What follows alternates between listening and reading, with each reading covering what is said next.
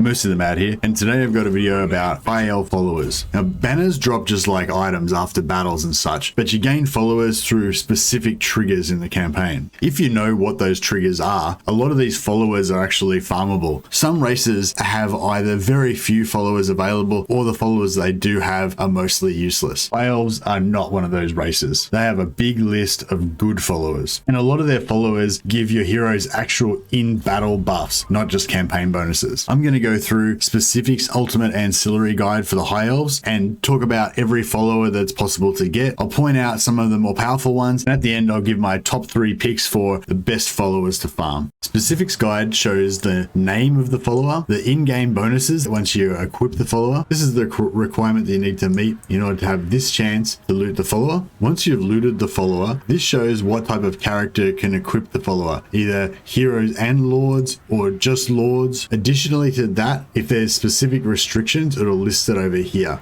So for this follower, it can be equipped by lords and it can be equipped by heroes. However, the heroes are restricted to only nobles and handmaidens that can use it. You don't really need to farm Advisor to the King. You'll probably end up with a few of them naturally just by standing in any region with the aristocracy chain, which is the building that builds your nobles. It's a good idea to equip one on each of your lords for that -10 enemy hero success chance. The extra income bonus doesn't really make much difference with the high elf economy. Note this is only equipable on lords, so you can't stack it. High elves have one of the most ridiculous selections of plus public order followers of any race. The Bard gives +4 public order. All you need to do is rank up any character, hero or lord after they've won 6 battles. Etanian Vintner, another +4 public order. You just have to rank up after you've gotten 40% trade anytime after the 5th turn. That just means 40% of your trade goods being traded. Minstrel gives another +2 public order.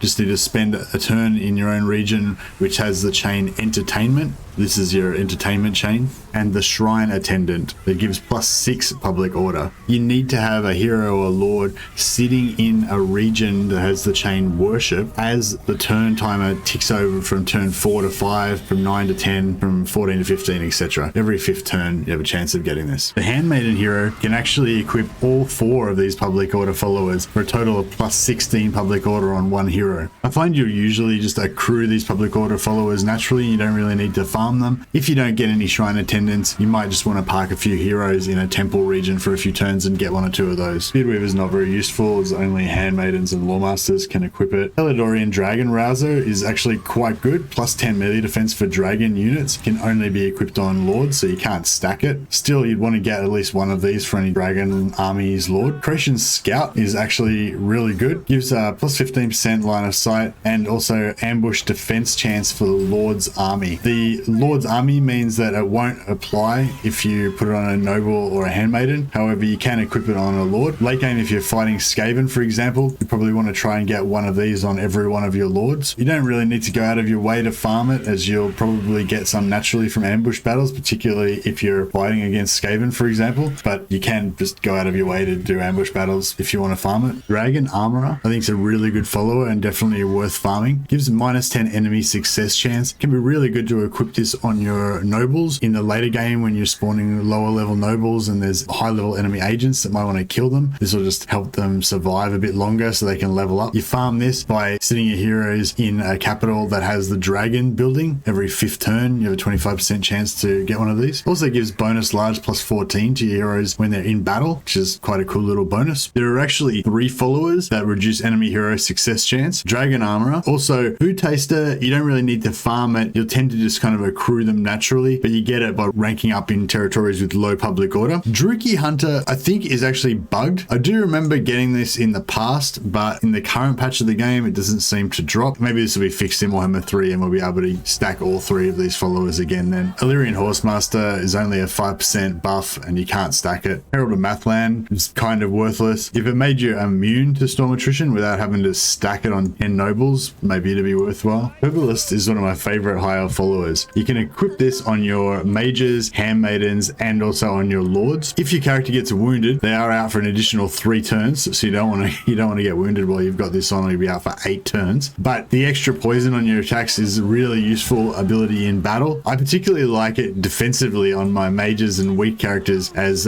poisoning your attackers will reduce enemy damage on your character if they get stuck in melee. You should be able to accrue a fair few of these, especially in the later game, as just parking your entrepreneur mages in your capital, assuming you have the mage building built in your capital, will give you a 25% chance of getting one every 5th turn. The Priest of Vol is actually quite an amazing follower. It looks at first glance to be quite similar to the Priestess of Isha. They both give campaign movement range minus 10%, immune to attrition. However, they are fundamentally different. Priestess of Isha, you can equip that on a lord and it will affect the lord's army. It'll give the lord's army immune to attrition, but it'll give a minus 10% campaign movement range to the lord's army, which is quite bad. Priest of Vol gives immunity to attrition to the army that the hero is in. So you can equip this on heroes. Now, we'll give the hero minus 10% movement range when they're on the campaign map. However, when they're in the army, it won't affect the army's movement range. It'll only affect the hero's movement range. And of course, if the hero's on the map, they aren't affected by attrition anyway. So map heroes don't need this, but you can equip a hero with this follower into an army to make that army immune to attrition. This is really useful if you're invading the Chaos Wastes or Norsca, mountainous regions, desert, anywhere where you could be taking attrition. This one is a little bit more difficult to get. You have to have the Calidor landmark, which is a tier 5 building. So you're not going to be able to get this until quite late in the game, but it is quite worthwhile to farm. The Raven Keeper is quite a good follower. Gives plus 25% line of sight. You can put this on your armies, or also on map heroes if you want them for scouting. I don't usually try to farm it. It's only a 5% chance on your main lord after battle if you choose the kill captives option. Now for my top 3 picks for best followers to farm for the High Elves. My number 3 is Court Attendant. Like a lot of races, the High Elves have this sort of freebie follower that you can get. This trigger performs successful action against another character. That actually gets triggered every time you join an army. So you can farm this, especially in the late game when you got a lot of heroes, by just systematically moving all of your heroes in and out of your armies every turn until you've gotten enough of these. In the early game,